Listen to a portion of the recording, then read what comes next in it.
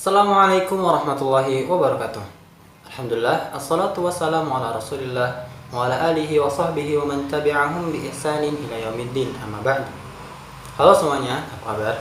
Semoga masih dalam keadaan sehat ya, sehingga kita dapat terus berjumpa secara tatap maya di Nahwu 3 series. Nah, sekarang kita sudah masuk ke episode ke-8. Insya Allah kita akan sama-sama belajar tentang badal.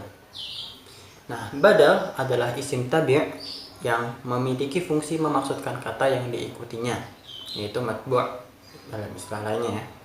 Nah, tanpa perantara apapun seperti huruf, isim maupun fi'il.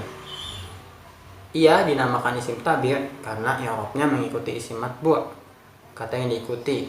Nah, ada istilah lainnya juga nih selain matbu', yaitu mubdal minhu. Yakni apabila mubdal dalam keadaan marfu', maka badalnya marfu'. Begitupun juga pada keadaan majrur maupun mansub. Nah, misalkan kalau kita pernah dengar nih istilah dalam bahasa Indonesianya, Presiden Indonesia Joko Widodo membuka acara kongres apa gitu ya.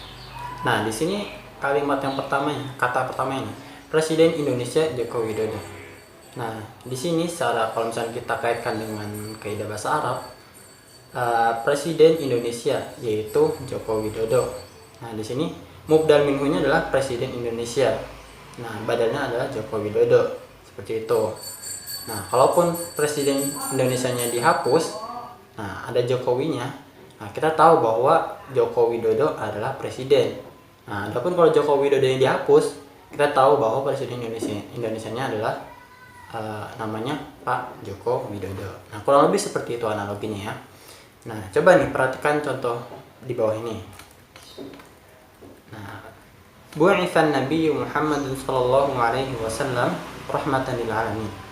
Nabi Muhammad sallallahu alaihi wasallam diutus sebagai rahmat untuk semesta alam. Contoh kedua, akala Ahmadur ratifa nisfahu. Ahmad telah memakan roti itu setengahnya. Sami'tul Abbasa aninahu. Saya telah mendengar, salah nih, Zaid. Harusnya Abbas. Saya telah mendengar Abbas kerangannya. Maksudnya kayak jeritan gitulah ya. Nah, dari ketiga contoh di atas nih dapat kita identifikasikan kata yang berwarna atau yang diarsir berwarna kuning ini disebut sebagai mubdal minhunya. Nah, adapun kata yang berwarna hijau yaitu badalnya. Nah, coba pada kalimat pertama kita perhatikan. Nah, di sini mubdal minhunya adalah an-nabi dan badalnya adalah Muhammad. Nah, karena nabi yang dimaksud itu adalah Nabi Muhammad SAW, ketika kita hapus salah satunya, kita bakalan tahu maksudnya itu apa. Nah, jadi kalau kita maknai, nabi itu adalah Muhammad dan Muhammad itu adalah seorang nabi. Nah, adapun contoh yang kedua, akala Ahmadu ar-raghifa nisfahu. Nah, di sini badalnya itu menjelaskan lebih spesifik lagi bahwa Ahmad ini telah memakan roti itu seberapanya, yaitu setengahnya aja gitu ternyata, nggak seutuhnya. Nah, seperti itu. Nah, adapun contoh yang terakhir, sami'tul Abbasa aninahu. Nah, di sini seseorang, saya ibaratnya saya telah mendengar Abbas. Nah, mendengar Abbas itu apanya? Yaitu aninahu, orangannya atau jeritannya. Nah, dari segi alamatul i'rabnya, dari contoh pertama, mubdal minhunya dan badalnya beralamat i'rab yaitu dhammah fi mahalli raf'in ya. Karena an-nabinya itu dia sebagai fa'il, di mana fa'il itu dia harus rafa'. Nah, karena mubdal minhunya rafa', otomatis badalnya juga rafa'. Begitupun pada ar-raghifa nisfahu. Kenapa dia fathah? Karena ar-raghifa sebagai mubdal minhunya dia fi mahalli nasbin maf'ulun bih. Ya, otomatis nisfahu sebagai badalnya dia harus berharokat fathah juga fi mahalli nasbin. Nah, begitupun juga di al-Abbas dan aninahu. Sama penjelasannya dengan contoh yang sebelumnya.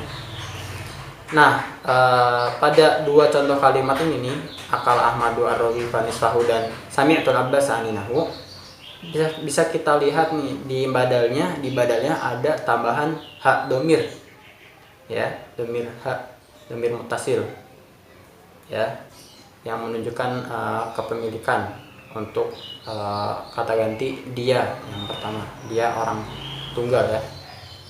Nah untuk itu dalam badal jenis ini berarti dia harus menambahkan domir robit namanya, ya. Nah hu-nya ini balik kepada mubdal minhunya. Nah kalau nisfahu berarti hu-nya ke ar-rafif.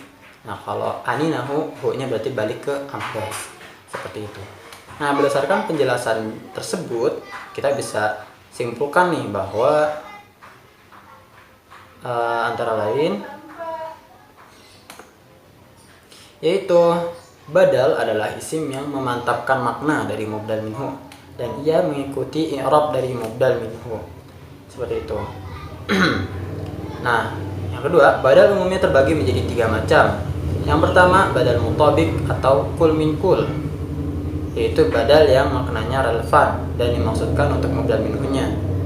Jadi maksudnya mubdal sama dengan badalnya gitu, jadi sama maknanya, gak berbeda.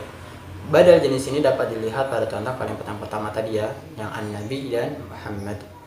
Kemudian yang kedua yaitu jenis badal ba'd min kul, ya, yaitu badal yang dimaksudkan untuk menjelaskan sebahagian dari mubdal minhu, entah itu sepertiganya, seperempatnya, setengahnya, ataupun bagian tubuh dan sebagainya. Nah badal di sini dapat dilihat pada contoh kalimat yang kedua di atas. Nah misalkan kalau contohnya bagian tubuh, kayak misalkan ra'aitu zaidan ainaihi. Nah, ainaihi ini kan bagian daripada tubuh dari Zaid ya, maka ini masuk ke kategori badal ba'd min kul, seperti itu. Nah kemudian yang ketiga yaitu badal istimal, sesuai dengan namanya itu lingkupan, lingkup ya, cakupan. Nah sesuai dengan namanya, badal ini segala sesuatu yang diliputi mubdal minhunya, ditinjau dari segala hal yang ada di luar tubuhnya, namun ada kaitan dengannya baik dari hal yang abstrak maupun yang berwujud, seperti kebaikan, ilmu, rumah, dan sebagainya. Badal jenis ini dapat dilihat pada contoh kalimat yang ketiga di atas. Nah seperti itu ya. Atau contoh lainnya seperti raghibtu fi Zaidin baitihi, misalnya saya suka sama Zaid rumahnya, maksudnya seperti itu, bisa ya. Oke, demikian yang dapat saya sampaikan. Apabila ada kekurangan maupun kelebihan mohon dimaafkan. Apabila ada komentar ataupun tanggapan lainnya bisa disampaikan di kolom komentar di bawah ini. Sampai ketemu di episode selanjutnya. Assalamualaikum warahmatullahi wabarakatuh. Ilal liqa.